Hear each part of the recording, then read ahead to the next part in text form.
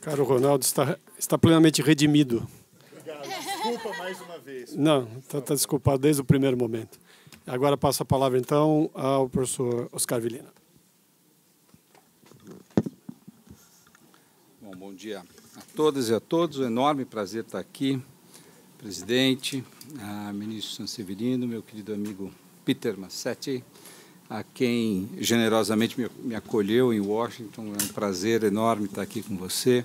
Meu querido amigo Ronaldo, o Flávio, que foi o verdadeiro organizador desse evento, e Sérgio, obrigado pelo convite. Eu vou ser muito rápido, até porque acho que todos tivemos essas apresentações que são muito inquietantes, né? E o meu tema é de que maneira esse mundo que foi apresentado aqui, o Peter descreveu de forma tão minudente as diversas questões sobre a responsabilidade, sobre o encontro entre as categorias jurídicas e os novos negócios. Da mesma forma, o ministro descreveu a questão específica a respeito da privacidade em face das novas tecnologias, e o Ronaldo, como sempre, faz essa passagem por todo esse mundo que está nos afetando, né? A minha questão é muito mais singela: de que maneira as escolas de direito vêm se preparando para esse mundo, né? Que não é uma questão trivial, porque, veja, o processo de automação ele afetou diversas profissões. O processo de uso intensivo de dados afetou diversas profissões. Ninguém vai ao médico hoje e o médico olha para você e tem uma conversa.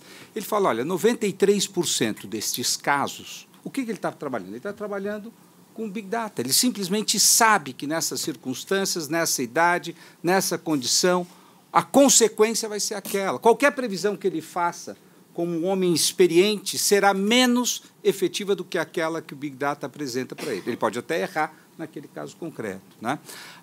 E o uso intensivo de tecnologias de informação, tudo isso afetou as profissões, né? Outro dia eu conversava com um bom engenheiro de cálculo, e ele falou, eu fui substituído por uma máquina que faz os cálculos, que eu era o primeiro da turma na Poli, ganhei rios de dinheiro fazendo cálculos. Hoje qualquer criança faz esse cálculo com o computador, né? Outro dia, mais interessante ainda, o Francis Fukuyama, Ronaldo, não vou perder a piada, perco o amigo, ele errou o horário, ele tinha uma apresentação lá na escola, ele errou o horário, chegou uma hora antes, né? Opa! E eu que sou... Eu estou lá, gerente da casinha, recebi, afinal estava lá, uma figura ilustre, tudo bem, entra e vamos tomar um café. E fiquei batendo papo, foi ótimo, ele me contou várias coisas interessantes, e os assuntos iam mudando, e eu fiz E a ciência política, né, essa coisa da metodologia da ciência política, ele falou, olha, professor, eu hoje, se prestasse concurso num departamento de ciência política, não entraria, porque eu não sei matemática o suficiente para isso. Eu sou incapaz de usar a mineração de dados, o que qualquer cientista político mirim faz hoje. Eu virei alguma outra coisa, algum museu da ciência política.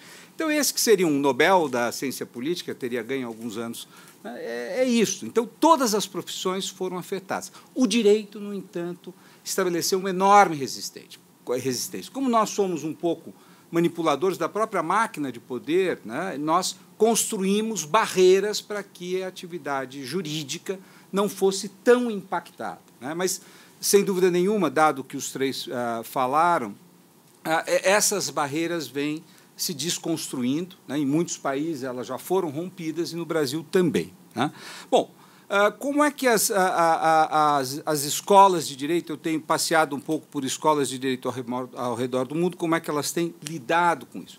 Evidentemente, em primeiro lugar, é aquela cara do próprio Ronaldo na China, com enorme perplexidade, né? O que nós faremos? Como nós vamos preparar os jovens que aqui chegam, né? No Brasil, alguém aqui disse, de forma alguma, as escolas não têm se preparado, né?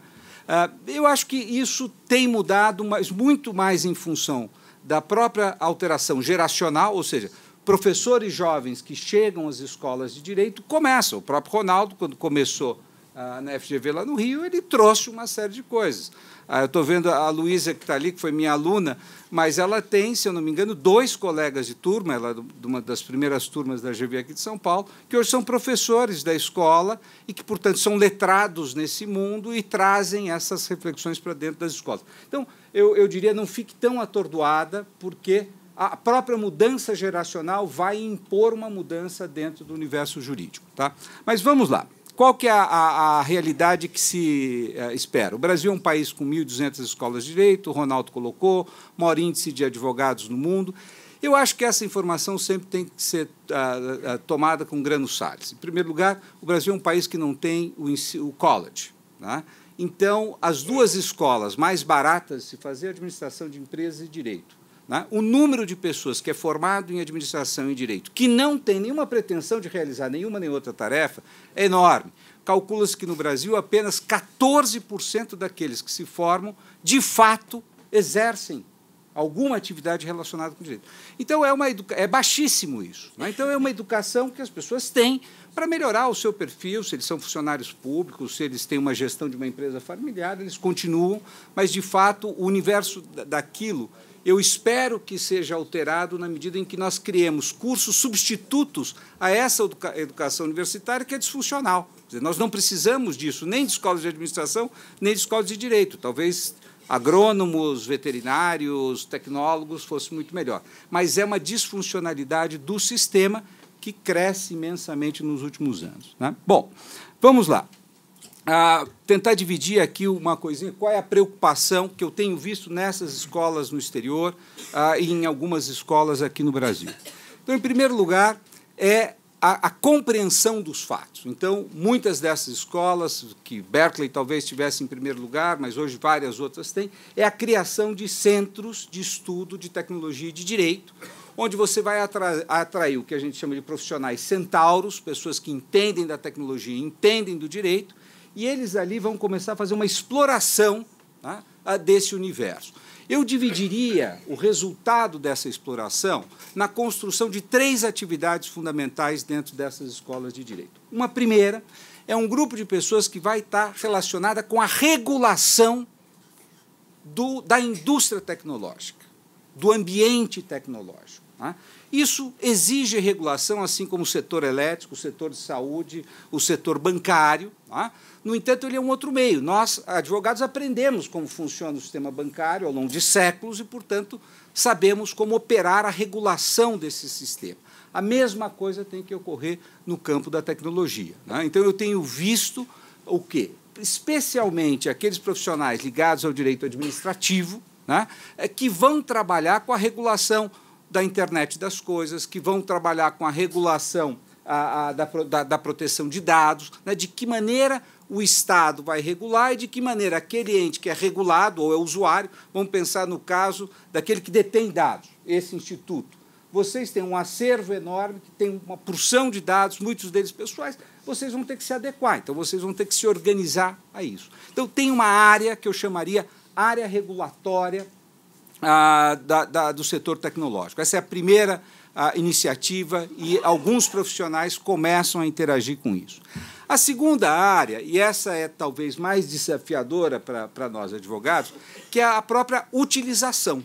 Quer dizer, o que um advogado, como é que eu ensino? Eu tinha pedido para o Sérgio projetar uma imagem, que é exatamente a imagem que o Ronaldo projetou, que era das Lotex. Você tem fácil aí? Tem.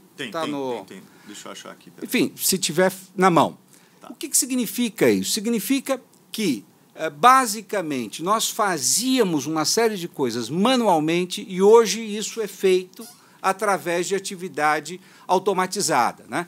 Então, esse quadro é que não dá para ler ali minudentemente, mas o que basicamente esse quadro está dividido? Entre um conjunto de novas empresas que fazem mineração de dados. Então, elas buscam dados para prover esses dados, facilitar a compreensão de dados. Então, um desses quadros aqui, né? O segundo grupo é aquela que está operando processo de revolução gerencial dentro do mundo jurídico. Né? Então, tanto dentro do mundo jurídico privado, então você tem setores bancários que simplesmente demitiram 80 profissionais do direito, contrataram 2 engenheiros, 2 tecnólogos e 1 advogado, e eles, então, conseguem operar uma massa enorme de, por exemplo, demandas repetitivas. Tá?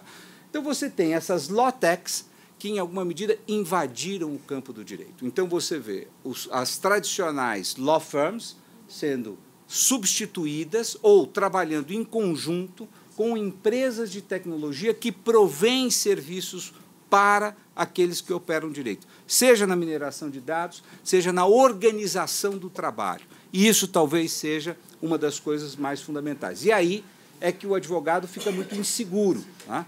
Os dados da American Bar Association prevêem que, em 2025, cerca de 38% dos trabalhos hoje operados por advogados sejam substituídos por outros profissionais. Tá? Então, o desafio das escolas de direito é saber o que elas vão fazer exatamente. Tá? E uma terceira fase, né, então, data mining, a maximização da eficácia de processos, e, por fim, a última etapa, que é a mais, talvez, difícil e sofisticada, que é a análise jurídica, né, e aí sim nós entramos no terreno específico do que se chama de inteligência artificial. Né? Hoje, o que nós temos é chamado artificialmente de inteligência artificial, porque, na realidade, os computadores não são capazes de fazer o raciocínio jurídico em si.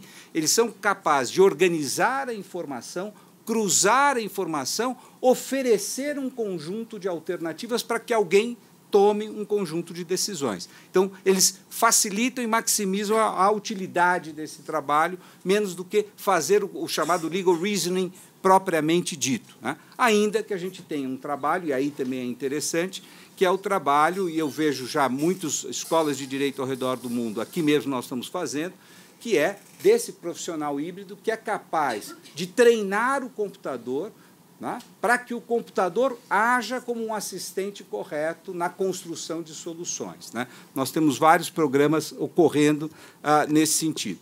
Bom, então, simplesmente para concluir e não ultrapassar meu tempo, eu acho que são várias estratégias que estão em campo e as escolas de direito têm que tomar uma série de cuidados. Quer dizer, o primeiro cuidado é não ignorar o evento. Quer dizer, o evento está, ele vai se impor, e se nós não formos capazes de nos adaptar, nós simplesmente seremos banidos desse mapa como absolutamente irrelevantes. Né? A segunda é a grande questão de não torná-la artificial, ou seja, criar um departamento pequenininho ao lado que ensina alguma coisa de direito e tecnologia para que o aluno não passe vergonha quando ele conversar com outras pessoas. Né?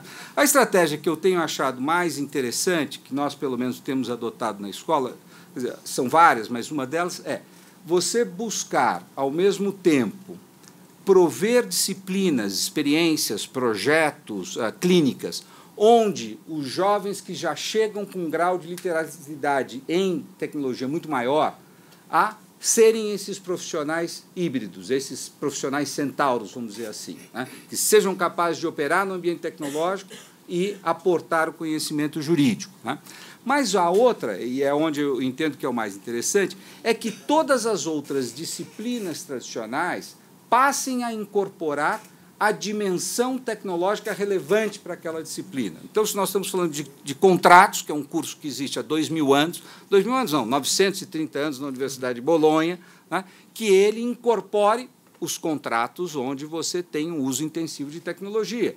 Que os professores de direito constitucional, e aqui foi colocado, tenham a preocupação com a questão da privacidade, a questão da liberdade de expressão, no contexto da tecnologia. Né? Eu, se não tivesse aqui na missão de diretor de escola hoje, mas professor de direito constitucional, ia ter uma discussão enorme sobre direito ao esquecimento e liberdade de expressão e capacidade dos historiadores investigarem aquilo. Se todo mundo exercer o seu direito ao esquecimento, o historiador perde o emprego, porque ele não tem o quê formular, a não ser as histórias que foram projetadas artificialmente, quase como uma fake construção histórica de cada um. Tá? Então, há debates enormes que são colocados. Então, eu diria, formar um grupo e atrair jovens para entrar dentro da escola e trazer essa linguagem. Segundo, ter conhecimento mais profundo sobre as tecnologias, não ter medo disso, inclusive com a atração de profissionais não do direito para dentro das escolas de direito. Terceiro, o desafio de formar os professores das disciplinas tradicionais para que eles, dentro das suas agendas de pesquisa e disciplinas, também envolvam isto, né? Isso tem sido feito, esse mundo que o Ronaldo descreve, que o Peter descreve, que o ministro Sanseverino descreve, é um mundo que já entrou dentro do direito. Eu vou dar 2 exemplos e me calo. O caso, por exemplo, do Rio Doce, do Vale do Rio Doce, o desastre do Vale do Rio Doce, que afetou ali moradores numa calha de 400 quilômetros de rio, mais 200 quilômetros de costa, e você tem um imbróglio jurídico. As pessoas foram afetadas pelo desastre. Quem foi afetado pelo desastre, como foi afetado, criou-se uma fundação para indenizar os afetados. O Ministério Público questiona se esse processo foi correto ou não. Então, um exemplo de uso intensivo de tecnologia. 2 professores criaram um robô que está lendo todos os 98 mil processos, né, de indenização para verificar exatamente quais são as características desses processos. Quanto custa uma rachadura? Né? Como é que o STJ indeniza casas rachadas? Por quê? Porque como esse processo, no final, vai depender de um acordo entre as empresas, a Samarco e a comunidade, esse robô foi inventado para apoiar a comunidade precisa ter uma capacidade de barganha no qual ela precisa conhecer quais são as suas possibilidades jurídicas. Então, essas coisas que pareciam absolutamente distantes estão sendo realizadas no Vale do Rio Doce, né? O segundo exemplo disso, né? A BR-319, que está cortando a Amazônia agora, um enorme impacto ambiental, e todos os moradores da calha da rodovia, nos seus telefones, recebem um aplicativo georreferenciado com um conjunto de questões que eles respondem diariamente, onde eles notam quais são os impactos daquela obra sobre a comunidade. Você pode ter em tempo real exatamente aquilo que está acontecendo e você está ligado aos agentes de aplicação da lei, seja do IBAMA, agora a gente não tem certeza do que vai acontecer, ao Ministério Público Federal. Então, quando você nota algo, você automaticamente já desloca isso para lá, né? Isso vai... Eu estou dando um exemplo da BR-319, mas poderia ser, por exemplo, no Rio Grande do Sul, você tem um expressivo projeto sobre violação de direitos da mulher. Todas as mulheres que têm um processo judicial onde se veem ameaçadas, elas têm esse aplicativo que, no momento em que elas apertam, aciona diretamente as forças policiais que chegam num tempo muito rápido. Então, esse é um ambiente que nós temos que navegar. Me parece que a resistência não é o caminho correto, mas é da compreensão. E, evidentemente, e aí, sem dúvida me calo, o último ponto que me parece o mais importante é que o direito ele tem uma dupla função social. A primeira, de estabilização de expectativas. Uma segunda, de padrões morais da estabilização dessas expectativas. Quer dizer, que tipo de relações que nós queremos ter no futuro. Um dos grandes problemas do uso intensivo de tecnologia é que ela cria externalidades fabulosas, né? Quando nós falamos do Cambridge Analytics ou do processo de captação de imagens na China ou de qualquer empresa privada que detém as nossas informações, é que as consequências disso podem ser grandes. Então, surge uma área do direito fundamental, como o direito ambiental, né? É o direito ambiental da área tecnológica ou direitos humanos da área tecnológica, que vai ter que lidar isso, não só da perspectiva dos impactos individualizados, mas, sobretudo, dos impactos sistêmicos. Esse é o problema fundamental, em que medida o direito vai ser capaz de interagir com a tecnologia para construir a estabilização de expectativas no ambiente de alto e intensivo uso de dado e de tecnologia. Então, esse é o desafio que nós temos para as escolas de direito.